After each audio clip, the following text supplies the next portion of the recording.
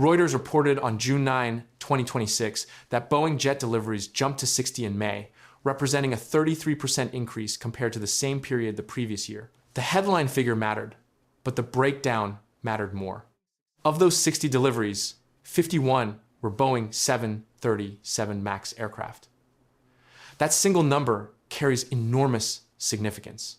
It represents the highest monthly MAX delivery total since labor issues and manufacturing restrictions disrupted production. After months of constrained output, Boeing's most important program demonstrated it could finally deliver at scale again. The distinction between orders and deliveries deserves emphasis because most casual observers confuse them.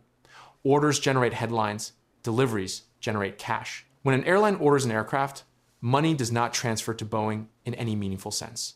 The financial reality changes only when the aircraft is physically completed, inspected, certified, and handed over to the customer. That is the moment Boeing receives the majority of its payment. For investors and aviation analysts, May's surge represented one of the clearest indicators that Boeing's recovery plan is actually translating into real financial results. Promises and projections matter less than physical aircraft leaving the factory. The momentum extends well beyond the monthly delivery figure. Boeing recently received regulatory approval to increase 737 production from 42 aircraft per month to 47 aircraft per month. This represents the first FAA-approved production rate increase since the manufacturing restrictions were imposed. For context, the FAA capped 737 production at 38 aircraft monthly following the January 2024 door plug incident on an Alaska Airlines flight. Boeing has spent the period since rebuilding quality systems, demonstrating compliance, and earning back regulatory trust. The approval to move from 42 to 47 monthly is not a minor adjustment. It is regulatory acknowledgement that Boeing has fundamentally improved its operations. The company is preparing to launch a new 737 production line in Everett, Washington. Boeing CEO Kelly Ortberg confirmed the new production line will begin operations in July. The Everett line represents Boeing's first additional 737 production capacity in years. The new line will be able to build all 737 MAX variants except the MAX 7. Boeing initially plans to use it primarily for the MAX 10. The line is not expected to contribute to Boeing's headline production rate until early next year, when the company aims to reach 52 jets per month. This expansion signals something deeper than just additional capacity.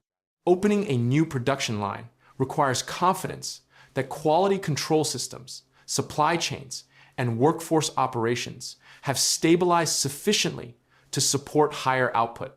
Boeing would not commit to launching a new facility if internal data suggested continued instability. For years, the central challenge facing Boeing was never demand. Airlines around the world have consistently wanted more aircraft than Boeing could supply. Order backlogs stretched into the 2030s. The constraint was always Boeing's ability to actually build and deliver aircraft consistently while meeting quality standards. The May numbers and the production rate approval suggest that constraint is beginning to ease. Boeing is gradually overcoming the bottleneck that defined the past several years. The competitive impact on Airbus is what makes this story particularly significant. Airbus has spent years building its lead, while Boeing struggled. The European manufacturer accumulated massive backlogs, dominated narrow-body orders, and captured customers nervous about Boeing's instability. That competitive dynamic depended partly on Boeing's continued production problems. As long as Boeing could not deliver consistently, Airbus benefited from being the reliable alternative. Airlines facing fleet planning decisions had reason to favor Airbus simply because Boeing aircraft availability remained uncertain. If Boeing can sustain May's delivery pace and continue ramping production through the rest of 2026, that competitive calculus changes substantially. Airlines evaluating future orders gain confidence that Boeing aircraft will actually arrive when promised. The reliability advantage Airbus enjoyed begins to erode. Investors are already incorporating these signals into their assessments.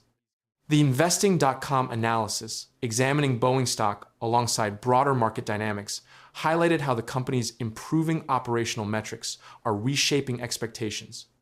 The Iran-US ceasefire, reducing geopolitical tension combined with Boeing's operational improvements, created favorable conditions that boosted aerospace stocks broadly. Boeing still has substantial ground to recover. Airbus maintains a larger backlog and stronger overall market position. The 777X program remains in certification rather than delivery. The Boeing 787 program continues working through quality refinements. Boeing's debt load remains substantial at approximately $47 billion, but the trajectory matters more than the current position. A company demonstrating consistent improvement across multiple operational dimensions creates very different investor and customer perceptions than a company stuck in crisis. Boeing has shifted from defensive damage control to offensive expansion. That psychological transition affects everything from order discussions to financing terms. The May delivery surge benefited from several converging factors. The 737 MAX 10 brake energy testing completed successfully in April. Maximum brake energy certification represented one of the most demanding remaining requirements. With that milestone behind it, the MAX 10 moved closer to expected 2027 certification. The 777X program demonstrated visible momentum with Lufthansa's first production-configured 777-9 completing its maiden flight in May 2026. While 777X deliveries remain targeted for early 2027, the program's progress reassures customers that years of delays are finally concluding. The Boeing 787 Dreamliner deliveries continued at improved rates as production quality stabilized. Multiple major airlines, including Ethiopian Airlines and Biman Bangladesh, placed Dreamliner orders during April 2026, demonstrating sustained demand and confidence. Even China appears to be re-engaging with Boeing. President Trump announced on May 14, 2026, that China had agreed to purchase 200 Boeing aircraft, with claims that the total could eventually reach 750 jets. The confirmed 200 represents Boeing's first major Chinese order in nearly a decade. These factors compound each other. Each successful test milestone, each major order, each delivery milestone reinforces confidence in Boeing's recovery. The momentum becomes self-sustaining. For Airbus, the immediate strategic question is whether to respond aggressively or maintain current trajectory. The European manufacturer holds advantages that will not disappear quickly. The A350 family continues winning long-haul wide-body competitions.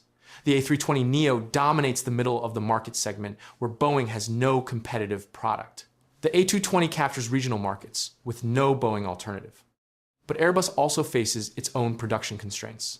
Engine shortages for the A320neo family have constrained deliveries. Supply chain limitations affect multiple programs. Airbus production lines are heavily booked through the late 2020s, meaning the company cannot quickly expand to capture additional market share. If Boeing can ramp production while Airbus remains capacity constrained, the competitive balance shifts in Boeing's favor for the first time in years. Airlines needing aircraft in 2027 and 2028 may find Boeing offering earlier delivery positions. That alone changes purchasing decisions even when fundamental aircraft economics remain comparable. The May numbers also reveal something about Boeing's internal trajectory. CEO Kelly Ortberg has emphasized operational discipline over financial engineering since taking leadership. The focus on getting production right, maintaining quality, and rebuilding regulatory trust appears to be producing measurable results. The contrast with Boeing's earlier leadership approach is stark. Previous management prioritized financial metrics, share buybacks, and short-term earnings while underinvesting in manufacturing capability. The consequences played out across multiple program disasters. Ortberg's approach prioritizes the manufacturing fundamentals that ultimately determine commercial aviation success. Whether this approach sustains over coming quarters remains the open question. Boeing has shown promising metrics before, only to suffer subsequent setbacks. The 2024 door plug incident derailed what appeared to be a recovery trajectory at that time.